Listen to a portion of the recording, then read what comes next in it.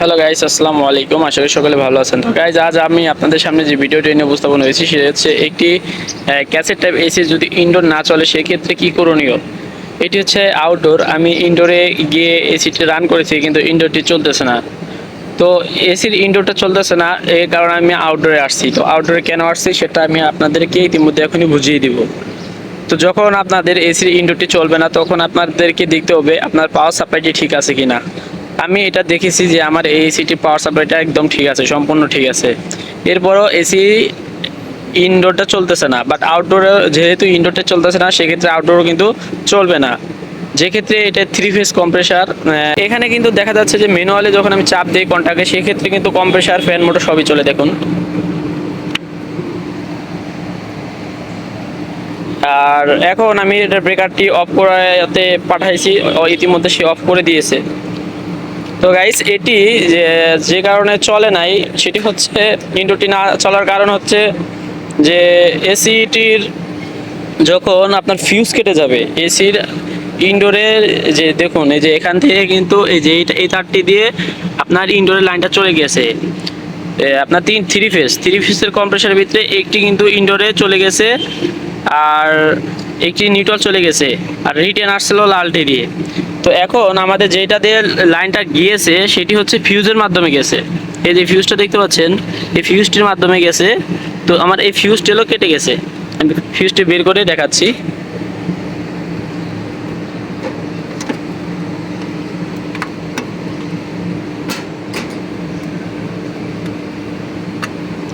তো দেখতে পাচ্ছেন এই যে ফিউজটি আছে সেই ফিউজটি কিন্তু কেটে গেছে।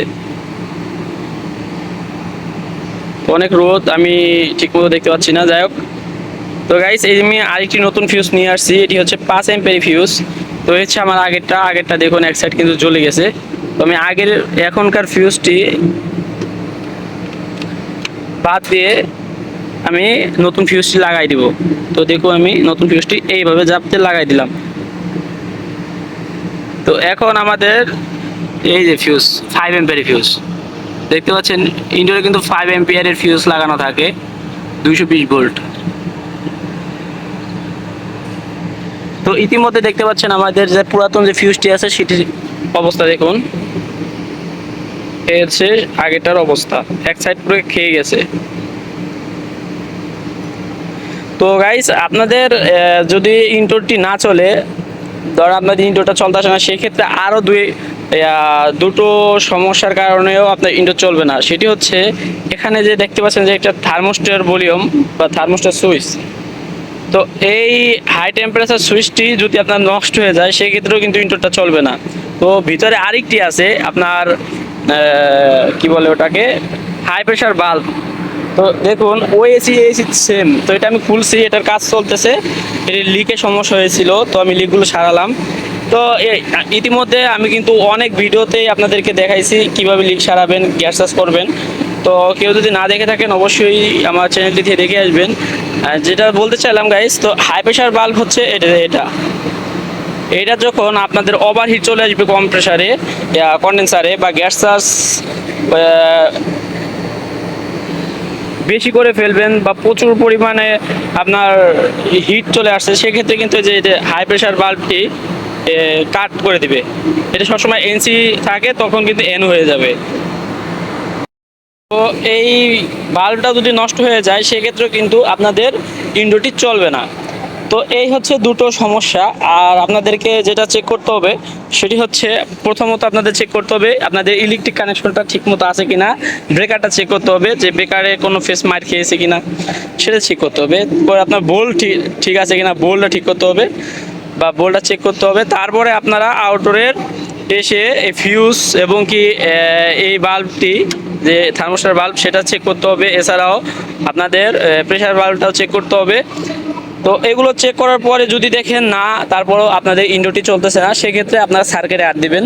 তো পরে আপনার সার্কিটটি যদি মেরামত করতে না পারেন সেক্ষেত্রে আমাদের সাথে যোগাযোগ করতে পারেন, আমরা আপনাদের সার্কিট মেরামত করার ব্যবস্থা করে দিব।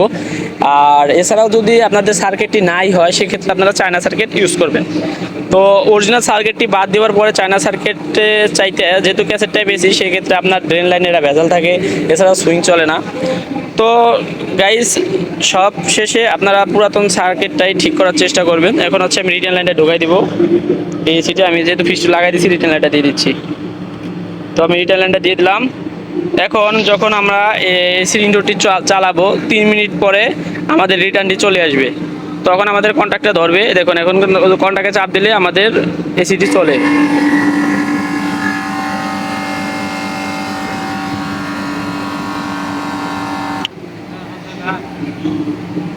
তো আমাদের ইতিমধ্যে দেখতে পাচ্ছেন যে কাজগুলো, এখানকার যে সমস্যা আসলে ইনডোরটি না চলার যে সমস্যা, সেটা কিন্তু এখন সমাধান হয়েছে। তো এটার লিক সারানো হয়ে গেছে, সাইড কাভারগুলো লাগাই দেন। তো গাইস এটির আমার লিক সারানো শেষ। এখন সাইড কাভারটি লাগিয়ে বেগম করবো আধা ঘন্টা। এই আমাদের বেগমের যে আলাদা বড় কম্প্রেসার আছে একটি, তো এটা দ্বারা বেগম করে পরে আমরা আবার গ্যাস চার্জ করবো। আপনাদের ইতিমধ্যে লিক সারানো, গ্যাস চার্জ অনেক ভিডিও দেওয়া আছে, যদি কেউ না দেখে থাকেন অবশ্যই দেখে আসবেন। আর যদি আপনাদের প্রয়োজন বোধ মনে হয় তাহলে দেখবেন। তো গাইস সেই ছিল আজকে। এখন আমাদের রিটেল রেডি চলে আসছে 3 মিনিট পর। তো এখন আমাদের কিন্তু কন্ট্যাক্টটা ধরছে। এছাড়াও আমাদের এসিটি কিন্তু এখন চলতেছে, ফ্যান মোটর চলতেছে, কম্প্রেসার চলতেছে।